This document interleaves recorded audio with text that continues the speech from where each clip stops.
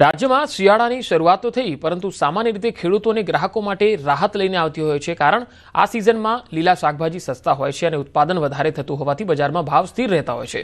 પણ આ વર્ષે પરિસ્થિતિ બિલકુલ ઉલટી છે. શહેરથી લઈને તાલુકા વિસ્તાર સુધી શાકભાજીના ભાવમાં ભારે ઉછાળો જોવા મળ્યો, જેના કારણે સામાન્ય માણસના રસોડાના બજેટમાં મોટું ગાબડું પડ્યું. જે શાકભાજી સામાન્ય દિવસોમાં 20 થી 30 રૂપિયા મળતા હતા, એ હવે 80 થી 100 રૂપિયા પ્રતિ કિલો મળી રહ્યા છે. રીંગણ 25 રૂપિયાથી સીધા 100 રૂપિયા થઈ ગયા છે, તો દૂધી 20 રૂપિયાથી સીધી 100 રૂપિયા કિલોએ પહોંચી ગઈ છે. શિયાળાનું શાક ગણાતું તુવેર સિંગ પણ 100 રૂપિયા પ્રતિ કિલોના ભાવે વેચાઈ રહ્યું છે. ભીંડા, ટામેટા, વાલોર, પાપડી અને મેથી સહિતના મોટાભાગના શાકભાજી 80 થી 100ની રેન્જમાં આવી ગયા. આમ ખાવું તો શું ખાવું એવી પરિસ્થિતિ સર્જાઈ રહી છે. તો શિયાળામાં શાકભાજી સસ્તા થતા હોય છે અને લીલા શાકભાજી શિયાળામાં આ સિઝનમાં આરોગવાથી ફાયદો પણ થતો હોય છે શરીરને. એટલા માટે લોકો લીલા શાકભાજીનું સેવન પણ વધારે કરતા હોય છે સસ્તા હોવાના કારણે. પરંતુ આ વખતની સિઝનમાં શાકભાજી જે છે એ ખૂબ મોંઘા થઈ રહ્યા છે. સ્થાનિક વેપારીઓ કહી રહ્યા છે કે શાકભાજીના ભાવ વધારા પાછળ કેટલાક કારણો છે, અને જો તેને સમજીએ તો શાકભાજીનો ઉતારો સામાન્ય કરતાં ઓછો આવ્યો છે. પહેલાં કરતાં જે ઉત્પાદન થતું હતું એ પ્રમાણમાં ઓછું લાગી રહ્યું છે. બચેલો પાક જે છે એમાં પણ જ્યારે માવઠું થયું છે તેના કારણે શાકભાજીના પાકોને થોડું નુકસાન થયું છે. તેના લીધે પણ આ ભાવો વધી રહ્યા છે.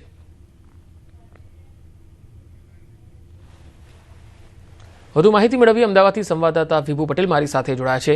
વિભુ, હાલમાં શાક માર્કેટમાં જે ભાવો વધી રહ્યા છે એ કેટલા સમયથી આ ભાવ વધવાનું શરૂ થયું છે અને આગામી સમયમાં આ ભાવ ઉતરવાના કોઈ ચાન્સ દેખાઈ રહ્યા છે ખરા?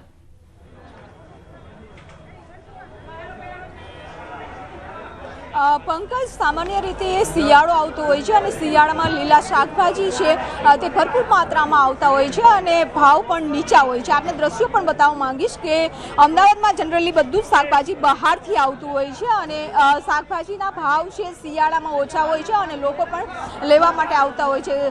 ખાસ કરીને ચોમાસું અને ઉનાળો એવું હોય છે કે ભાવ આસમાને હોય છે, પરંતુ ચોમાસાથી જે લગાતાર ભાવ વધી રહ્યા છે તે શિયાળો શરૂ થઈ જવા છતાં પણ ભાવ નીચા નથી આવ્યા. અને તેનું કારણ આપણે વેપારી પાસેથી પૂછીશું કે શિયાળામાં સામાન્ય રીતે શાકભાજીના ભાવ સસ્તા થઈ જતા.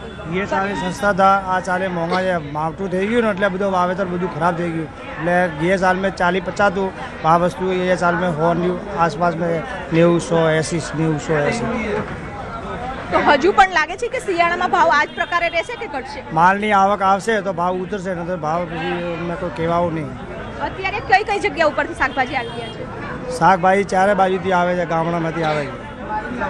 તો અત્યારે જોઈ શકો છો કે ભીંડા છે, રીંગણા છે, તમામ જે શાકભાજી છે તેના ભાવ છે 100 રૂપિયાની આસપાસના છે. કારણ કે અત્યારે જે રીતે માવઠું થયું અને માવઠાના કારણે ભાવ છે હંમેશા માટે ઊંચા રહ્યા છે, નીચા નથી આવતા. કારણ કે શાકભાજીની આવક પણ ઓછી થઈ રહી છે. કારણ કે માંગ સાથે બેન, આપ ક્યાંથી આવ્યા છો? રાણીપથી છે. કાલુપુર સ્પેશિયલ શાકભાજી લેવા આવ્યા? હા. આપણે જનરલી અમદાવાદ એવું છે વિસ્તાર કે અલગ અલગ વિસ્તારમાં અલગ અલગ પ્રકારે ભાવ હોય છે. ભાવ અલગ અલગ જ હોય છે અને અત્યારે ભાવ વધારે છે શાકનો. એમ અહીંયા કેવા ભાવ લાગ્યા છે? થોડાક ઓછા છે, એમ માપના કહેવાય. આપણે લારીઓ કરતાં અહીંયા થોડોક ફેર પડે. ઓકે, તો આ અત્યારે આ કાલુપુર માર્કેટ છે અને કાલુપુર માર્કેટમાં પણ લોકો આવતા હોય છે. એટલે સામાન્ય રીતે અમદાવાદ વિસ્તાર એવો છે કે અમદાવાદમાં વિસ્તાર વાઇઝ ભાવ છે તે જોવા મળતા હોય છે. પોસ્ટ વિસ્તારમાં ખૂબ જ ઊંચા ભાવ હોય છે અને એટલા માટે જ લોકો કાલુપુર માર્કેટ અથવા તો જમાલપુર માર્કેટ છે ત્યાં શાકભાજી લેવા માટે આવતા હોય છે. આપ ક્યાંથી આવ્યા છો? નવા વાડજથી. સ્પેશિયલ શાકભાજી લેવા આવ્યા છો? આજ સન્ડે છે. હા, એટલે અમે બે એકલા હોઈએ તો ઓછું વપરાય તો લોકલ લઈએ. અત્યારે ફેમિલી થોડું વધારે છે તો વધારે લેવા માટે અહીંયા આવે. ભાવ લાગે છે કે શિયાળામાં જે નીચા હોવા જોઈએ એ નથી અત્યારે? હા, એટલે મોંઘવારી પ્રમાણે ભાવ નથી વધ્યા એટલા. તો અત્યારે સામાન્ય રીતે ભાવ છે તે ઘટી જતા હોય છે, પરંતુ અત્યારે આ માર્કેટ છે ને માર્કેટમાં લોકો પોતાના પરિવાર મોટું હોય છે એટલે કે ઓછું લેવું હોય તો લોકલ માર્કેટમાંથી લઈ લેતા હોય છે. પરંતુ જનરલી એક વીકનું જ્યારે શાકભાજી લેવાનું હોય છે ત્યારે લોકો કાલુપુર માર્કેટમાં આવતા હોય છે. કારણ કે અન્ય માર્કેટ કરતાં ભાવ થોડા અહીં સસ્તા પડતા હોય છે, એટલા માટે લોકો અહીં શાકભાજી લેવા માટે આવી રહ્યા છે. ડિમાન્ડ છે તે પ્રમાણે શાકભાજી આવી નથી રહ્યું, કારણ કે માવઠું થયું ને માવઠામાં શાકભાજીના પાકને ખૂબ જ મોટું નુકસાન થયું છે. વિભુ, અત્યારે જે શાકભાજી વેચાઈ રહ્યા છે એમાં સૌથી મોંઘું શાક કયું છે અને એની રેન્જ જે છે, શરૂઆત શાકભાજીના રેન્જ જે અત્યાર સુધી 20-30 રૂપિયામાં શાક મળે છે, હવે મિનિમમ કેટલા રૂપિયામાં એ શાક વેચાઈ રહ્યું છે?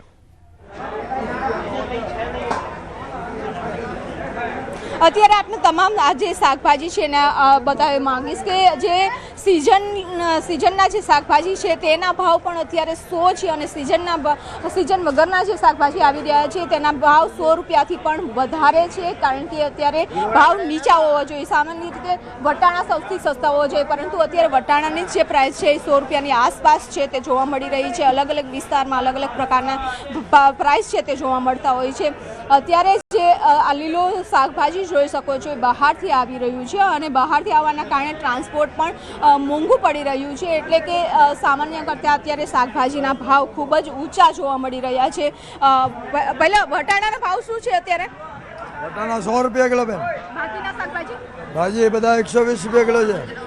તો આપ જોઈ શકો છો કે વટાણા છે એ 100 રૂપિયાના કિલો છે અને બાકીના પણ જે સબ્જી છે એ 100 રૂપિયા 120 રૂપિયા એ રીતના ભાવ છે તે અહીં જોવા મળી રહ્યા છે.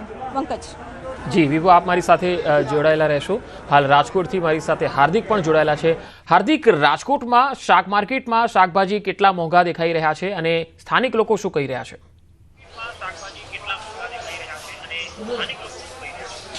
ચોક્કસથી રાજકોટમાં જે શાકભાજીના ભાવ છે તે ફરી એક વખત આસમાને પહોંચ્યા છે, એટલે કે 30 થી 40% જેટલો ભાવ વધારો જોવા મળી રહ્યો છે. બીજી તરફ વધતા શાકભાજીને લઈને શાક માર્કેટ છે ત્યાં પણ ક્યાંય જે છે ગૃહિણીઓ લોકોની છે તે ચહલ પહલ ખૂબ જ ઓછી જોવા મળી રહી છે.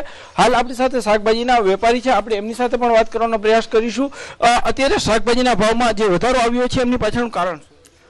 ખાસ કરીને અત્યારે શાકભાજીમાં જે આ વરસાદ છેલ્લે પડ્યો ને એ 3-4 દિવસમાં હે ને અનલિમિટ વરસાદ પડ્યો, એના હિસાબે હે ને શાકભાજીમાં ઉછાળો આવ્યો છે, એટલે ડબલ તબલ જેવો ભાવ થઈ ગયો છે. ખાસ કરીને અત્યારે જો ટમેટા છે, ટમેટા પણ હમણાં 2-3-4 દિવસમાં 40-50 રૂપિયા હોલસેલ બજાર થઈ ગયા, 70-80 રૂપિયા બજાર થઈ ગઈ છે. અને રિટેલમાં અત્યારે શાકભાજી જો ફુલાવર ગણો તો ફુલાવર પણ 80-100 રૂપિયા કિલો છે, ચોરા પણ 80-100 રૂપિયા કિલો છે, ભીંડો 100-120 રૂપિયા કિલો છે, ગુવાર તો અત્યારે જો કે ઓફ સિઝન એટલે બહુ ન હોય, આવતો ન હોય, એટલે એના હિસાબે 150ની આડે ગાડે છે ગોવાર બી. કોબી બી 50-60 રૂપિયા કિલો છે. એટલે ટોટલ શાકભાજી વરસાદ પડ્યો ને ખેડૂત કે ને જે જૂનો માલ હતો એ બધો સાફ થઈ ગયો છે. અમુકને જેને ઝાડવા બચી રહ્યા છે એનો થોડો માલ આવે, એના હિસાબે બજાર બહુ ઊંચી અત્યારે ચાલી છે. અત્યારે લગભગ તમે શાકભાજી ગણો ને અત્યારે દૂધી, ગાજર, કોબી 3-4 આઈટમ. તો રાજકોટમાં પણ શાકભાજીના ભાવ વધારે છે અને તેનાથી ગૃહિણીઓનું બજેટ ખોરવાઈ ગયું છે. હાલ શિયાળાની શરૂઆતમાં જ બજારમાં વિવિધ શાકભાજી જોવા મળે છે. માર્કેટ લીલાછમ શાકભાજીથી છવાઈ જાય છે, ત્યારે ગત મહિને કમોસમી વરસાદથી ખેડૂતોને પાકની સાથે શાકભાજીમાં પણ મોટા પાયે નુકસાન થયું હતું. શાકભાજીનું વાવેતર કરતા ખેડૂતનો ખર્ચ વધુ અને ઉપજ ઓછી થવા પામી છે. બારડોલી શાક માર્કેટમાં જે ખેડૂતો 500 કિલો શાકભાજી માર્કેટમાં વેચવા આવતા હતા તે ખેડૂતો હાલ 100 કિલો શાકભાજી લઈને આવે છે.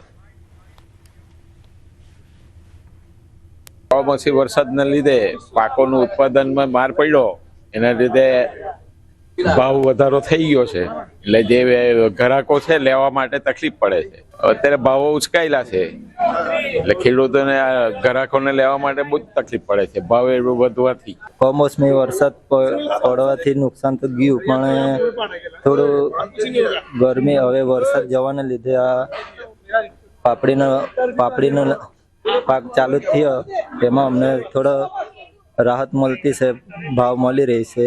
કમોસમ વરસાદને કારણે માલની આવક ઓછી હોવાને કારણે ભાવમાં વધારો થયો છે. જે ખેડૂત લોકો 500 કિલો લાવતા હતા તેમનો જેમ 100 કિલો માલ નીકળતો છે, તેને કારણે ભાવમાં વધારો થયો છે. અને હવે બુટલેગર બનેલી પોલીસની વાત.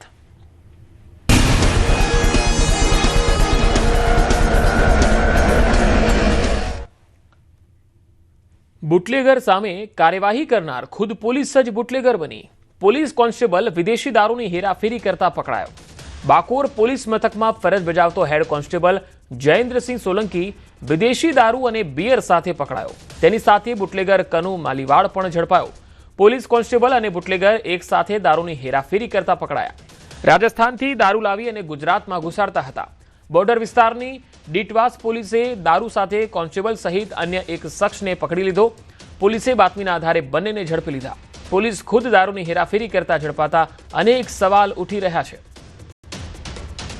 તો એક તરફ દારૂબંધી ગુજરાતમાં છે અને તેનો અમલ કરાવનાર પોલીસ છે, પરંતુ અહીંયા જ્યારે પોલીસ ખુદ બુટલેગર બની જાય અને દારૂની હેરાફેરી કરવામાં લાગી જાય તો શું ચિત્ર ઊભું થાય? તસવીરો જોઈ શકો છો. મહીસાગરનો આ બનાવ છે. પોલીસ હેડ કોન્સ્ટેબલ ખુદ બુટલેગર હતો અને તે ઘણા સમયથી અહીંયા દારૂ ઘુસાડવાના કામમાં સંડોવાયેલો હતો. હેડ કોન્સ્ટેબલ દારૂની હેરાફેરી કરતા પકડાયો છે. મહીસાગરના બાકોર પોલીસ મથકમાં ફરજ બજાવે છે આ હેડ કોન્સ્ટેબલ જયેન્દ્રસિંહ સોલંકી અને તેની અટકાયત કરી લેવામાં આવી છે. રાજસ્થાનથી ગુજરાતમાં તે દારૂ ઘુસાડતો હતો. પોલીસ જ્યારે બુટલેગર બને ત્યારે એક મોટો સવાલ અને ગંભીર ચિંતાનો વિષય છે, કારણ કે રાજ્યની જવાબદારી, સુરક્ષાની જવાબદારી, કાયદો વ્યવસ્થાના અમલની જવાબદારી જેના માથે છે એ વ્યક્તિ જ જ્યારે કાયદાના લીરે લીરા ઉડાવે અને કાયદાનું ભક્ષણ કરતો હોય એવું લાગે, રક્ષણ કરવાની જગ્યાએ ભક્ષણ કરવા લાગી જાય ત્યારે સ્થિતિ કફોડી થઈ જતી હોય છે. કોમનવેલ્થ ગેમ્સને લઈને મોટા સમાચાર આવી રહ્યા છે. રાજ્ય સરકાર અને એએમસી અધિકારીઓ સ્કોટલેન્ડ જવા માટે રવાના થયા. 2030માં આયોજિત કોમનવેલ્થ ગેમ્સ માટે રજૂ કરાશે પ્રેઝન્ટેશન. કમિટી સમક્ષ રાજ્ય સરકાર રજૂ કરશે પ્રેઝન્ટેશન. સ્કોટલેન્ડના ગ્લાસગો ખાતે 24થી 27 નવેમ્બર સુધી ચાલશે આ પ્રક્રિયા. રાજ્ય સરકારના અધિકારીઓ અને એએમસી કમિશનર રજૂ કરશે પ્રેઝન્ટેશન. કોમનવેલ્થ ગેમ્સની જનરલ એસેમ્બલી સમક્ષ આ પ્રેઝન્ટેશન રજૂ થશે. અમદાવાદ શહેર બનશે કોમનવેલ્થ ગેમ્સનું યજમાન. નારણપુરા ખાતે આંતરરાષ્ટ્રીય કક્ષાનું તૈયાર કરાઈ રહ્યું છે સ્પોર્ટ્સ કોમ્પ્લેક્સ અને બુક ફેરમાં કેન્દ્રીય ગૃહમંત્રી અમિત શાહે પણ આ સંકેત આપ્યા હતા. તેમણે સિગ્નેચર વોલ પર લખ્યું હતું, કોમનવેલ્થ દેશોના ખેલાડીઓ માટે અમદાવાદ તૈયાર છે, સુસ્વાગતમ.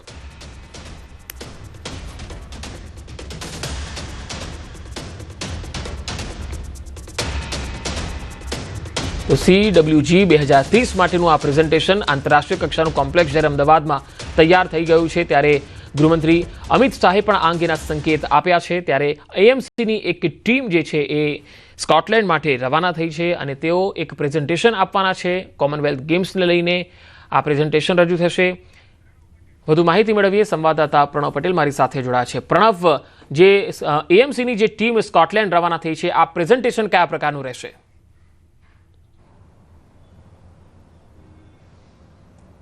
ચોક્કસ આજે ટીમની અંદર રાજ્યના નાયબ મુખ્યમંત્રી અને સ્પોર્ટ જે મંત્રી છે હર્ષ સંઘવી, સાથે જ અશ્વિની કુમાર જે સિનિયર આઈએએસ અધિકારી છે અને સાથે જ અમદાવાદ મહાનગરપાલિકાના જે મ્યુનિસિપલ કમિશનર છે બંછાનિધિ પાની, આ તમામ જે ઉચ્ચ અધિકારીઓ અને નાયબ મુખ્યમંત્રી સાથે જ તમામ લોકો સ્કોટલેન્ડ જવા માટે રવાના થયા છે. અને આ સૌથી મોટા સમાચાર એટલા માટે બની રહ્યા છે કારણ કે અમદાવાદ યજમાન બનવા જઈ રહ્યું છે કોમનવેલ્થ ગેમ્સને લઈને. તેને લઈને તમામ જે પ્રેઝન્ટેશન છે, કઈ રીતે ઇન્ફ્રાસ્ટ્રક્ચર છે તે મહાનગરપાલિકા રાજ્ય સરકાર અહીં ઊભું કર્યું છે, તેને લઈને આખું પ્રેઝન્ટેશન છે તે રજૂ કરવામાં આવશે. મહદઅંશે જે રીતે અમદાવાદ શહેરમાં આંતરરાષ્ટ્રીય કક્ષાના જે સ્પોર્ટ કોમ્પ્લેક્સો તૈયાર કરવામાં આવ્યા છે, નારણપુરા ખાતે જે વીર સાવરકર સ્પોર્ટ કોમ્પ્લેક્સ છે તે એક આંતરરાષ્ટ્રીય કક્ષાનું એક કોમ્પ્લેક્સ બનાવવામાં આવ્યું છે. એ જ રીતે અમદાવાદના પૂર્વ વિસ્તાર હોય કે પશ્ચિમ વિસ્તાર છે, એ તમામ વિસ્તારોમાં મિની જે સ્પોર્ટ કોમ્પ્લેક્સ પણ તૈયાર કરવામાં આવ્યા છે. તેને લઈને પણ પ્રેઝન્ટેશન રજૂ કરવામાં આવશે. તો સાથે જ અમદાવાદ શહેરમાં કઈ રીતે ઇન્ફ્રાસ્ટ્રક્ચર છે, ટ્રાન્સપોર્ટને લઈને ખેલાડીઓ માટે તેને રહેવાની કઈ રીતની વ્યવસ્થા થશે, આ તમામ જે મુદ્દાઓને સાથે જ અમદાવાદ મ્યુનિસિપલ કમિશનર, સાથે જ જે કહી શકાય અશ્વિની કુમાર, નાયબ મુખ્યમંત્રી હર્ષ સંઘવી, આ તમામ લોકો હાલ જે કહી શકાય જે અપડેટ મળી રહ્યું છે તે પ્રમાણે સ્કોટલેન્ડ જવા માટે રવાના થયા છે. અને જે કોમનવેલ્થ ગેમ્સની જે કમિટી છે તેની સમક્ષ જે એસેમ્બલી કહેવામાં આવે છે તેની સમક્ષ સમગ્ર પ્રેઝન્ટેશન છે તે રજૂ કરશે. અને પ્રેઝન્ટેશનમાં આ તમામ જે ઇન્ફ્રાસ્ટ્રક્ચર કઈ રીતે મહાનગરપાલિકા અહીં ઊભા કર્યા છે, રાજ્ય સરકારે કઈ રીતે ઊભા કર્યા છે. કારણ કે જી પ્રણવ, આભાર સમગ્ર માહિતી આપવા માટે.